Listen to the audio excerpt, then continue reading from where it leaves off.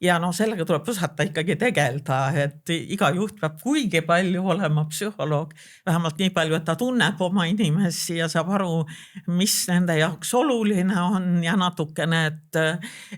ka ikkagi on kujundanud autoriteeti nende silmis ja noh, ikkagi vajadusel tuleb konsultante ka kaasata. Aga Margit, nagu sa ütlesid, et värbamisel teete ka juba seda nagu õigeid otsuseid on ja, aga inimesed kipuvad nagu väikseid pisikesi valesid ka ju loopima värbamisel. Kuidas te sellest läbi näete ja kui palju nagu te üldse läbi näete ja kui palju see majas sees probleeme tekitab, et oi, vale värbamisotsus sai tehtud, et kas te siis nagu harite ja koolitate seda inimest või te nagu vaatate, et okei, ta ikka päris ei sobi siia tiimi? Meil on hästi välja kujunenud värbamisprotsessid ja kuidas seda samm-sammult tehakse, meil on testimine ka sees, aga ma arvan, et see tunnetus, kas inimene on õige või ei ole õige, see ikkagi tekib läbi intervjuu hästi. Ja mina ise värban sellisel kujul, et nimetaks seda selliselt, et kas tekib klikk või ei teki klikki. Et see on selline, ma arvan, et seal on mingid alateadlikud protsessid, ilmselt Karin oskab seda paremini seletada, mida sa võib-olla alati sõnadesse ei oska panna, aga sa tunned ära, et see on õige inimene, see on meie inimene. Ja kui me veel teisest küljest vaatame, siis meil väljast juhte värvatakse üsna vähe, ehk me kasvatame oma juhte majasiseselt läbi teadlikkusele sama karjääri coachingu, karjääri planeerimise, täiendavate ülesannete andmise. Meil on väga häid näiteid, kus sisuliselt inimene võib-olla tuli suvetelleriks ja täna on juhatuse liige. Et me tunneme oma inimesi, me testime neid erinevates olukordades, me teame, kuidas nad käituvad, millised omadused neil on ja nad kasvavad meil maja sees sinna juhi positsiooni välja.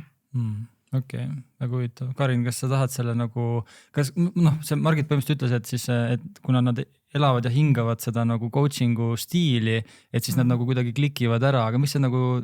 see tagamaa seal on või see psühholoogiline aspekt? Et kas see päriselt on see klikk või see kõhutunne? Värbamisel ikkagi hästi eelise saavad need, kes on ise coachivad juhid ja nad oskavad seda intervjuud ikkagi teha nii, et seal sirge näoga mingisugust jama ajada on küllaltki keeruline. Et tuleb rääkida suhteliselt konkreetsetest asjadest ilmselt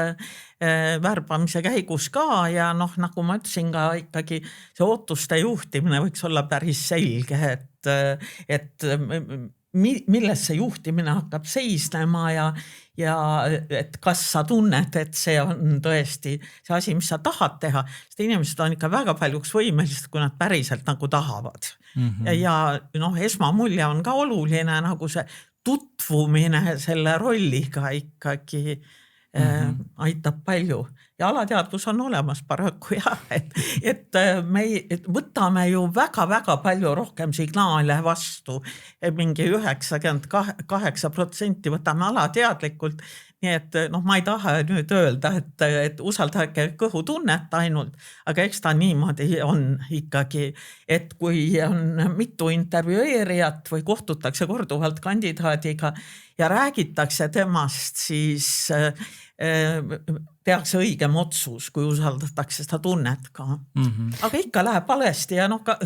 katseaeg on ka ju olemas, et tegelikult see on prooviperiood mõlemale. Ma võib-olla lisaksin siia veel juurde, et kui me rääkisin enne nendest mentorprogrammidest, mis alates 2016 meil juba on,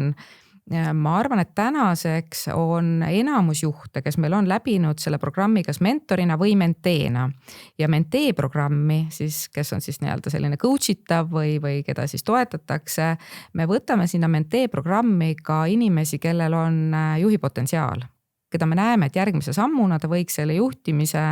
sammu teha, ehk et me hakkame teda juba, kuidas öelda, natuke küpsetama selles coachivas juhtimisstiilis ja teine asi muidugi on see eeskujude pool, et kui juht ees on coachiv ja juhib sind läbi üks-ühele vestluste ja teeb seda hästi, siis sa omandad selle ise ka ja hakkad samamoodi ise järgi tegema, et eks ta on selline, nii see kultuur kasvab. Jah,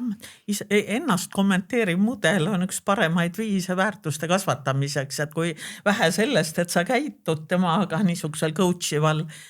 ja kuulaval moel, aga kui sa seda kuidagi kommenteerid ka, siis väga tõenäoliselt ikkagi nakkab. Aga nagu sellise, ma ei tea, viskame sellise vanakooli küsimuse sisse võib-olla, aga kas selline empaatiline juhtimine või coach'i juhtimine nagu meid aeglasemini ei vii tulemusteni, et selles suhtes, et me ju tahame tulemusteni jõuda kiires ühiskonnas, kiires ettevõtte keskkonnas nagu võimalikult kiiresti.